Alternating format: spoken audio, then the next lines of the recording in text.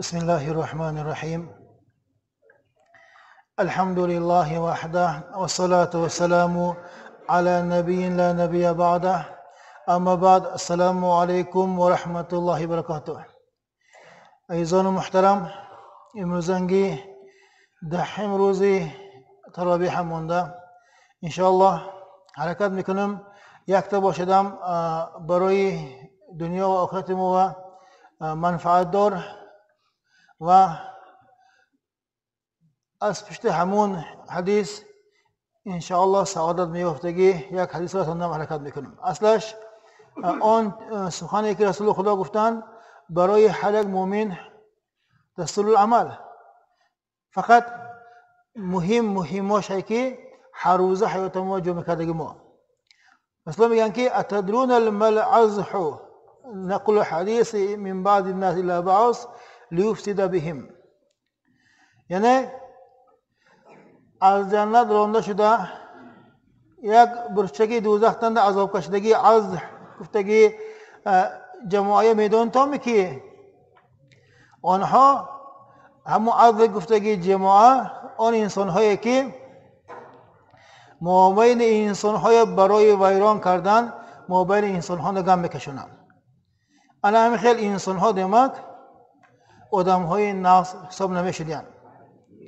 اصلش مومن انسان ها یادگارشون حاضرندم غایبندم حمایت کردن میتونن.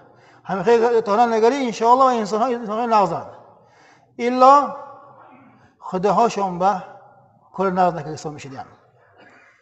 دویم حدیث اسلام میگن که اتقی المحارم تكون عبد الناس، یعنی اسلام میگن که اتقی المحارم، یعنی الله از حرام کردگی چیزها خاطر احتیاط کرد تانتون نگری تکون عبد الناس درن بنده هانده این بنده عبادتگوی میشید.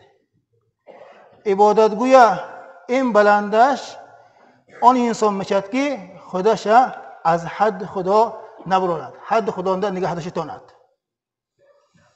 یک تا کارش دینی، یک تا کارش دنیاوی، یک تا کارش با اختیار خودش نیو، همشنده همین کارو من کسودگی در حد خدا چخیل میشد. همین کارو من کسودگی ایمان من به فایده میکند زیان میکند. همین کارو من کردگی دنیای من به فایده شمی یا دین من فایده شمی. اگر دنیا کد دین با پسکنو براد وینده عمل دین قبلگی انسان و انسان حقیقتا عبد الناس بنده های این عبادتگاه اسلام شده است. ورضی بما قسم الله لك تكون اغنى الناس، یعنی الله تو قسمت کا دادگی چیز بر روز چتونه گری دون که در نزد پروردگار این بنده اغنا این بنده بای میشدیم. خواه روز شویم خواه روز نشویم از تقدیر خدا بیرنگی نعمت ما نبیاد. صد حرکت کنیم همون 6 ماه نیم ماه 12 ماه مشقت وزمون کشیم همون ما قسمت شدگی چیز میبیاد. همون قسمت ما همون برای ما آمدگی نعمت بر روزش تانو مگری انشاءالله ما آینده این آدم بایستا میشدیم. هر دوی منولده این کم این خیلی کنم نمیشد گفته همه کلش منولد کو چنداش باشدن منولد نباشدن منولد، تنش صحت باشدن منولد کسل شدن منولد. از همین خیل انسان شدن خدا احتیاط میکردیم.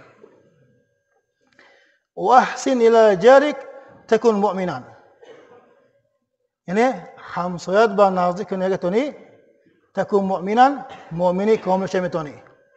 حقیقتا همسایه ما اعتبار ما همسایه ما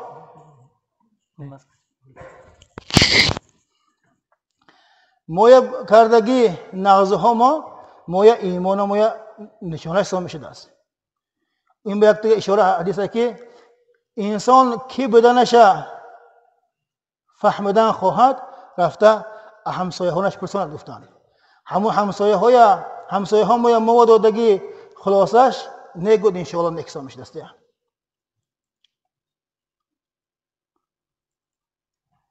وأحبب للناس ما تحب لنفسك تكون مسلما. خدموا دوستاشگی چیزا دیگه انسان ها هم دوستاش تونو مگری وینده تپانگه مومن کامل این مسلمان کامل اسلام شدیم. خدموا لفلان سیمی خدموا هوا چیزا شدنش نخواه سیمی دیمات همون مشقت همون اوزارا همون کمچلی که دیگه انسان ها هم نگویم. دیگه انسان ها هم همه بینه مگری برادر هم کات نپاتید ما همون کات بسیار اوزار کشتگیم. اخی کنه دیگری نظم شد گفته دیگه انسان ها ان شاء الله خدمات بدگی نغزه های ان شاء الله میدادیم. سبحان ربك رب العزة عما يصفون وسلام على المرسلين والحمد لله رب العالمين. اللهم احسن عاقبتنا في الامور كلها واجرنا من خزي الدنيا من عذاب الاخره برحمتك يا رحمن.